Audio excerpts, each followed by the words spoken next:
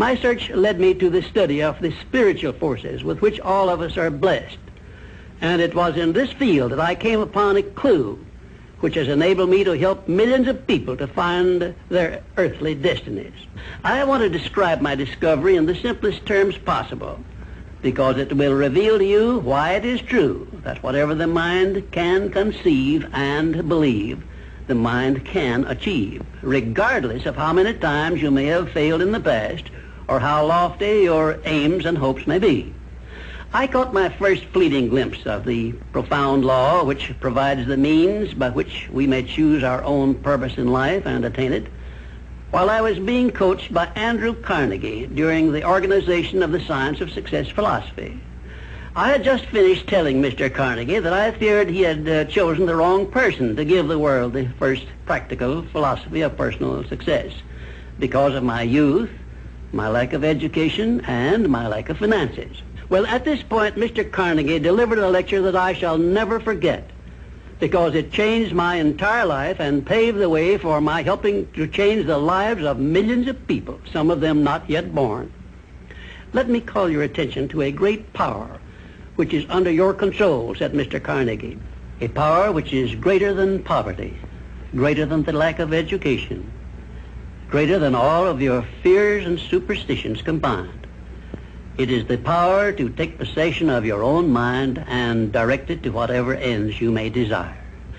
This profound power, Mr. Carnegie continued, is the gift of the Creator, and it must have been considered the greatest of all of his gifts to man, because it is the only thing over which man has the complete and unchallengeable right of control and direction. When you speak of your poverty and lack of education, Mr. Carnegie explained, you are simply directing your mind power to attract these undesirable circumstances, because it is true that whatever your mind feeds upon, your mind attracts to you. Now you see why it is important that you recognize that all success begins with definiteness of purpose, with a clear picture in your mind of precisely what you want from life. Then Mr. Carnegie continued his speech with a description of a great universal truth which made such an impact upon my mind that I began then and there to give myself a new outlook on life and set up for myself a goal so far above my previous achievements that it shocked my friends and relatives when they heard about it. Everyone, said Mr. Carnegie, comes to the earth plane blessed with the privilege of controlling his mind power and directing it to whatever ends he may choose. But, he continued, everyone brings over with him at birth the equivalent of 2 sealed envelopes, one of which is clearly labeled, the riches you may enjoy if you take possession of your own mind and direct it to ends of your own choice. And the other is labeled, the penalties you must pay if you neglect to take possession of your mind and direct it. And now let me reveal to you, said Mr. Carnegie, the contents of those 2 sealed envelopes. In the one labeled riches is this list of blessings. 1, sound health. 2, peace of mind. 3, a labor of love of your own choice. 4, freedom from fear and worry.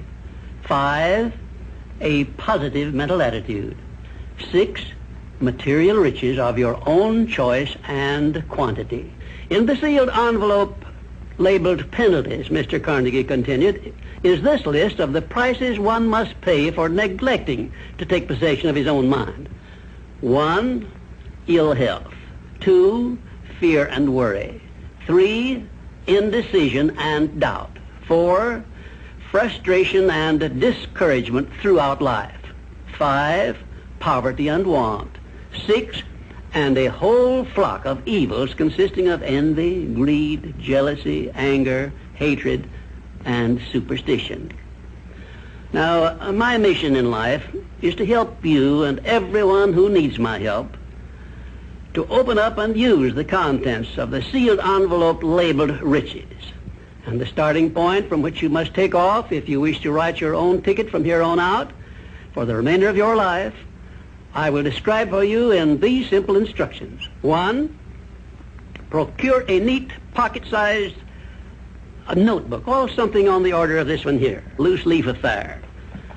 And on page 1, write down a clear description of your major desire in life, the one circumstance or position or thing which you will be willing to accept as your idea of success. And remember before you begin writing that your only limitations are those which you set up in your own mind or permit others to set up for you. And 2, on page 2 of your notebook, write down a clear statement of precisely what you intend to give in return for that which you desire from life. And then start in right where you stand now to begin giving. And 3, memorize both of your statements, what you desire and what you intend to give in return for it. And repeat them at least a dozen times daily. And always end your statements with this expression of gratitude for the blessings with which you were gifted at birth.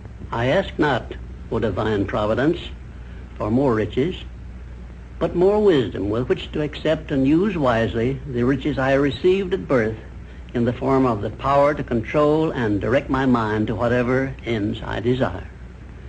If you are not too successful or self-satisfied to accept and express this profound prayer, if you accept it and express it in the same spirit of humble sincerity in which I pass it on to you, a new and a better world will reveal itself to you. A world in which you will see reflected the circumstances and the things which you yourself have created. And now let me close this, our first visit, with my favorite expression of gratitude. O divine providence, I ask not for more riches, but more wisdom with which to make wiser use of the riches you gave me at birth, consisting in the power to control and direct my own mind to whatever ends I desire.